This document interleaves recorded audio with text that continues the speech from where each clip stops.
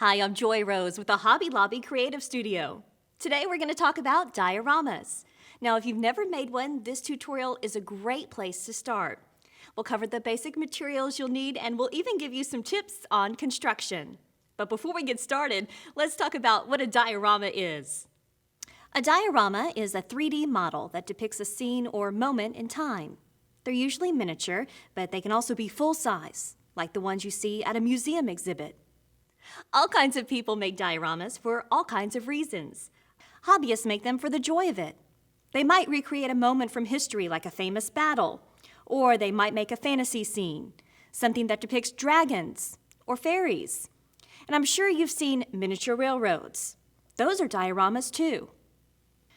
Architects use dioramas professionally to plan neighborhood developments and building designs. And students make them for things like book reports and science projects. And hey, did you know that dioramas can be used for home decor? Think about a shadow box that displays a child's name in their room, a cute little fairy garden terrarium for your patio or windowsill. Or you can even change up an existing decorative piece in your home by adding some fake snow and trees to give it a holiday feel.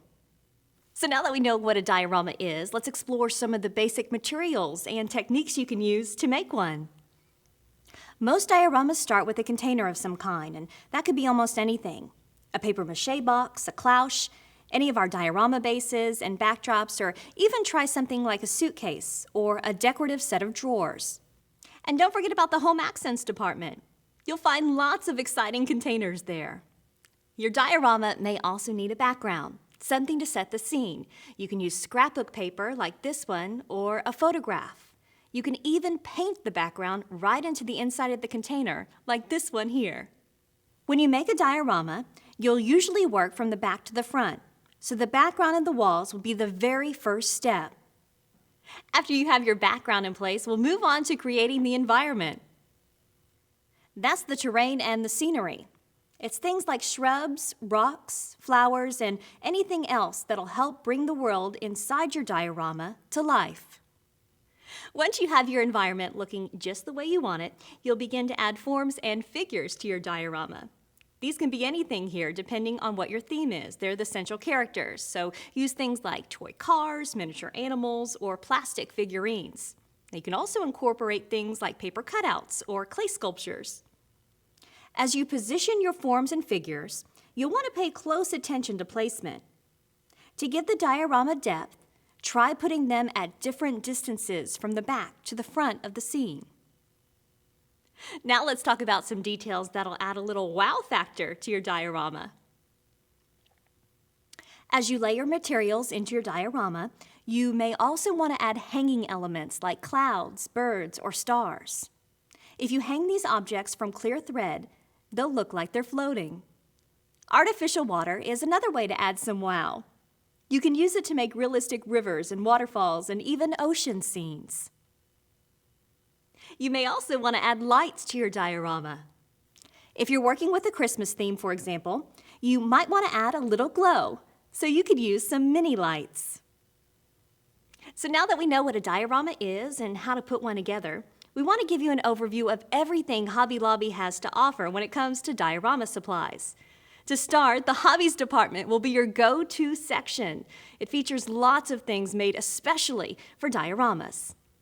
You'll find lots of items for your environment there, trees of all kinds, rocks, and miniature plants. You'll also find plenty of little figurines, lots of animals, some people, and even cars and buildings. And you'll find the moldable paper there. You can shape it into things like mountains, caves, volcanoes, or rocks. Mold it to shape, seal it, and paint it. Then finish as desired. It's a great lightweight alternative to traditional plaster. The hobbies department also has lots of glues, paints, and sealers. In the floral department, you'll find things like moss, gems, rocks, sticks, dried flowers, and grasses for your terrain. That department is also full of forms and figures, things like little birds and insects. And of course, you'll find tons of interesting glass containers there. You'll also find lots of helpful items in paper crafting. There are papers of all kinds there, of course, and there's also a huge selection of dimensional stickers, 3D embellishments, die cuts, and punches. And don't forget about the Home Accents department, where you'll find some decorative figurines that are just right for a diorama. So there you have it. You know what to do, you know where to find your supplies, and you're ready to make your very own diorama. And trust me, you're going to have a great time. Be sure to check out our other videos and helpful tutorials. And we'll see you next time right here at the Hobby Lobby Creative Studio.